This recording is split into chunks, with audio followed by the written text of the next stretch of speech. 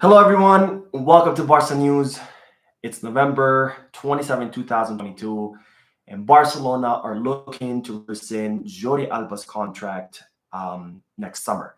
Also, Xavi is trying to convince Sergio Busquets to stay at the club, and there's difference within Barcelona on who should replace Sergio Busquets in the case he does end up leaving. We have a lot to discuss, so let's begin. Hello, everyone. My name is Mo. Welcome to the channel. I am currently outside the country, so I don't have any of my equipment. Therefore, I'm coming to you live. There will be no editing of this video, so please bear with me as I try to update you on the most recent Barca news. Unfortunately, I wasn't able to post any videos yesterday or the day before because I was traveling and I didn't have any internet connection. But now that I'm due, I will be bringing you my live videos every day until I go back home, and then I'm able to access my computer and all my equipment once again. I'm gonna be gone until next week, but I didn't want to, stop bringing you these daily Barca updates. So I did bring my camera with me, and I will be doing these lives every day. So please bear with me today. This is the first time I'm ever going live, so hopefully there'll be no hiccups and everything goes smoothly. So let's begin with the World Cup. As I updated through the community tab, which if you're not subscribed to the channel, I do recommend you hit the subscribe button because when I can't bring any videos, I do leave updates in the community tab. And if you're not subscribed to the channel, you won't be able to see the community tab. But in the community tab, I updated that both Ousmane Dembele and Jules Koundé have become the first Barcelona players to qualify to the round of 16 after France defeated Andreas Christensen's Denmark, where he actually scored a goal. And it was a great match, a very level match where Denmark really held their own. And that match could have easily been tied, or even Denmark could have easily won as well. Now, Robert Lewandowski scored his first World Cup goal ever, which is absolutely unbelievable, especially when you take into consideration that Lewandowski has, I think, something close to 600 goals at the club level. And then his emotions were very evident when he scored that goal. He was so happy, and then he even started crying after the match ended. And he gave a very interesting interview when he said that, it was a dream of his to score that goal. So I'm very happy that Lewandowski was able to score his first World Cup ever, and he's actually matched Pelé's record with Brazil, where Lewandowski has now 77 international goals with Poland. So there goes to all the haters who were criticizing Lewandowski that how is he supposed to be the best striker in the world when he hadn't even scored a World Cup goal. And with that goal, he actually equaled Pelé's record with Brazil. And we're talking about two different teams here. We're talking about Pelé's Brazil, which was the best team in the world, versus Poland, who are actually looking to qualify to the round of 16 for the first time in their history. So the fact that Lewandowski can do that, can match Pelé's record with a much more inferior team than what Pelé had, it shows to the greatness that Robert Lewandowski who is as a striker. Now today Spain also played, and we saw Pedri, Gavi, Busquets, Jordi Alba, Alejandro Valde, and Ferran Torres all play in the match against Germany, which was an absolutely brilliant match by both sides. I believe Spain played a little bit better than Germany, and it looked like they were going to win. But unfortunately, it was actually Alejandro Valde's mistake that allowed Germany to score a late goal, which then equalized it. But that just made that group much more interesting. Unfortunately, we haven't seen Eric Garcia or Ansu Fati start yet. Hopefully, they'll be able to start. After all, Luis Enrique did say in one of his streams that Ansu Fati is the guy that has really surprised him a lot in trainings, and it looks like the entire Spanish training coaching staff are very surprised by the level that Ansu Fati is displaying in the practices. So hopefully we'll see Ansu Fati come back, and hopefully this call up to the World Cup will increase his confidence, and he'll be able to go back to that form that he had before he got injured. Now, speaking of the World Cup, Xavi has actually traveled to Qatar. Not only is he a representative of the World Cup, because he was in Qatar as a coach when this World Cup was being planned. So not only is he there as the face of the World Cup, but he's also there to watch players. He wants to watch the Argentina match, which he did, the Brazil match, and he was even there present in the Germany and Spain match because he wants to see some players that Barcelona are currently keeping track of for future signings. And he's also there to talk to Ronald Araujo and to Uruguay. As I've talked in past videos, there's a lot of problems going on in Uruguay and Barcelona. As you already know, Uruguay called up Ronald Araujo, and Barcelona allowed Araujo to travel to Qatar, even though he's still recovering from his surgery that he had back in September. And there was an agreement between Barcelona and Uruguay that Ronald Araujo would not play any of the group stage matches. And even a Barcelona physiotherapist traveled with the player to oversee his recovery. But unfortunately, there was a change of stance there with the Uruguay coach, where he had initially said that, yes, Araujo was not going to play in the group stage matches. Then he began to change his stance, where he's saying, well, maybe he will if he improves, if his injury recovers. So that definitely sounded the alarms back in Barcelona, because they don't want Ronald Araujo to start playing before he's fully recovered. They don't want to see a repeat of Umtiti, where he played the World Cup and risked, his injury and ended up, screwing up his whole career. So since there's been a lot of tension between Barcelona and Uruguay, where Barcelona don't want Araujo to play, and where Uruguay are saying, no, this is up to the player, this is up to us, Xavi is actually going to meet with Ronald Araujo and going to meet with the Uruguay coaches and the entire team, because he wants to convince them, like, hey, please, this guy is still recovering, please slow down. He can play once he's fully recovered. Let's not risk his future. He is a very young player, and you definitely don't want to ruin the rest of his career just so he can play one World Cup, where he can sit this World Cup out and then play many more World Cups in the future. He is, after all, only 22 years old. Now to the news that Barcelona are looking to rescind the contract of Jordi Alba. Jordi Alba has a contract until 2024, and Barcelona are looking to get rid of the veterans of the club, not only because they're the highest paid players on the squad, and them departing would leave a lot of space on the wage bill, but also they are much older now, and they're not obviously giving us that amount of football that we used to see from them. And Jordi Alba had said in a previous interview, which I explained in my last video, that he wanted to stay in Barcelona. He wanted to retire in Barcelona. And he said that when he realized that he couldn't play anymore, then he was going to leave us on his own accord, just like Gerard Piqué promised. But it seems that Barcelona are not willing to wait for that, and they want to sit down with him in the summer to try to negotiate a contract rescission, because they don't want Jordi Alba to stay at the club. They don't want him to retire at the club, and they definitely don't want to keep paying him the extremely high salary, a way above market value salary that the previous president, Josep Maria Bartomeu, gave him. So they are going to be looking to rescind his contract. We'll see how that goes, because every time Barcelona try to do something with Jordi Alba, he digs his feet in and he says, no, absolutely not. I have a contract. It's not going to happen. So we will see how that is going to end up. But hopefully Barcelona will be able to rescind his contract, because even though Jordi Alba has given us a lot of years of great football and many great moments, unfortunately, his time is up and he's no longer at that level that he used to be. And we obviously need to also clear space for the youngsters, especially Alejandro Valde, so he can become the starter and the left back position. And he is, after all, the future bet of Barcelona. Now, speaking of captains, it's reported that Xavi wants to convince Sergio Busquets to stay at the club for one more year. As you already know, and as we've been talking about, Sergio Busquets' contract will expire in the summer of 2023. And it's rumored that Sergio Busquets wants to move to the MLS, and that it's also reported that he has everything in place already, that he's already chosen a home, that his contract with his future club is almost finalized, and he's made up his decision to go to the MLS. That's where he wants to retire. But it seems that Xavi doesn't want to let Busquets leave yet, and he wants to convince him to stay at least for one more season, which, in my honest opinion, I think that'd be a huge mistake. So yes, Sergio Busquets is the best pivot in the history of the club, probably one of the best pivots in the history of football, completely. But unfortunately, age catches up to all of us, and he's no longer at the level that he used to be, and he's definitely not at the level which Xavi wants him to be at, because Xavi wants more of a fast-paced football, first-touch passes, which Sergio Busquets no longer can provide them. Perhaps if Xavi was looking for more of a style of play, a slower style of play with holding the ball much longer, slower passes, then maybe. But Busquets is definitely not at the level of that fast-paced football, and I think it is time to let him go. And it is reported that Busquets has no intention of changing his mind. He wants to leave Barcelona at the end of the season and go to the MLS. But nonetheless, Xavi is still going to try to convince him. So we're definitely going to be talking about Busquets for the upcoming months and see whether Xavi will be able to convince him after all.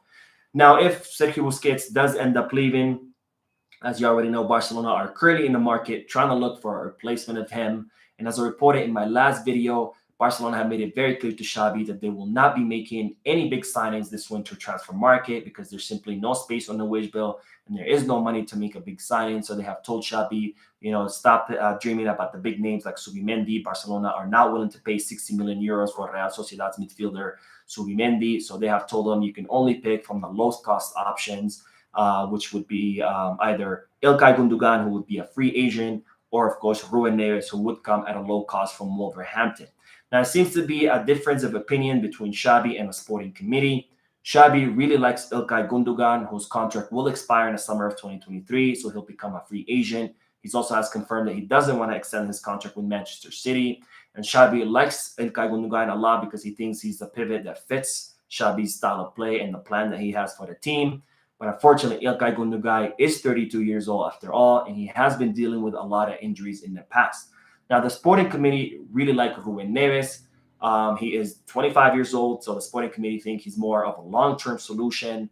He's also a low-cost option because his agent, Jorge Mendes, really wants to get Ruben Neves out of Wolverhampton. So he has everything arranged. Everything is in place. All we need is the green light from Xavi. As soon as the Xavi says, okay, Ruben Neves will arrive in Barcelona, and Wolverhampton are willing to accept any deal pretty much, whether a discounted price, whether installment price, wherever it is, they're willing to accept it. So it'll be a low-cost option. And the sporting committee want that because not only is he a low-cost option, again, he is 25 years old, so it is a long-term solution. But it seems that Xavi is not quite convinced with Ruben Neves, and he doesn't think that Ruben Neves can fit in the pivot role that Xavi wants to. So we're gonna have to see which opinion will prevail, whether it be İlkay Gundogan, who does fit Xavi's profile, but he is much older and has been dealing with injuries, or whether it's going to be Ruben Neves, who's much younger and is a longer-term solution. But of course, Xavi is not quite convinced with that option. Now, there is the option of Enzo Fernandez, the Argentinian midfielder. He is 21 years old, and he fits perfectly in what Xavi envisions for the team. But unfortunately, his value has been going up with every single day, especially during the World Cup, where he has been doing a phenomenal job, especially in the match against Mexico, where Argentina won the 2-0, and Enzo Fernandez scored the second goal, and it was a brilliant goal, which if you haven't seen, I definitely recommend you to go see the replay. And he's also been doing a great job with Benfica. So Benfica are definitely looking to sell Enzo Fernandez for a very high price. They know they're not going to be able to keep him forever, so they're looking to sell him to the highest bidder. And there are many clubs interested in Enzo Fernandez, including Arsenal, who are willing to shell out big money for the Argentinian midfielder. And it's being rumored that he could be worth around 80 to 90 million euros. So even though Enzo Fernandez is a player that Barcelona definitely would want on their team, it's not looking like it's going to happen because of the prohibitive price of the player, and Barcelona simply cannot afford that. If this was different times, Barcelona would definitely go after him, and he would be the perfect fit. But unfortunately, thanks to Josep Maria Bartomeu, that is not the case at the club. Now, another player that Barcelona are very interested in is Dani Olmo. Dani Olmo is a midfielder who currently plays at Leipzig. He's been having a great performance with Spain. He scored a brilliant goal in Spain's first match against Costa Rica. He did really well today against Germany. His contract with Leipzig will expire in the summer of 2024. And Leipzig have offered him a contract renewal, a very lucrative contract renewal. But Dani Olmo has not renewed yet, and he hasn't made a decision on where he wants to go. And there are many clubs currently monitoring the situation of the player, including Barcelona. And if Dani Olmo decides not to renew with Leipzig, then Barcelona will definitely jump on the opportunity and sign him once he becomes a free agent. And it is also reported that Barcelona are in direct contact with Dani Olmo and his entourage every day. So they're definitely on top of the situation, and they're definitely tracking what the player will decide in the future.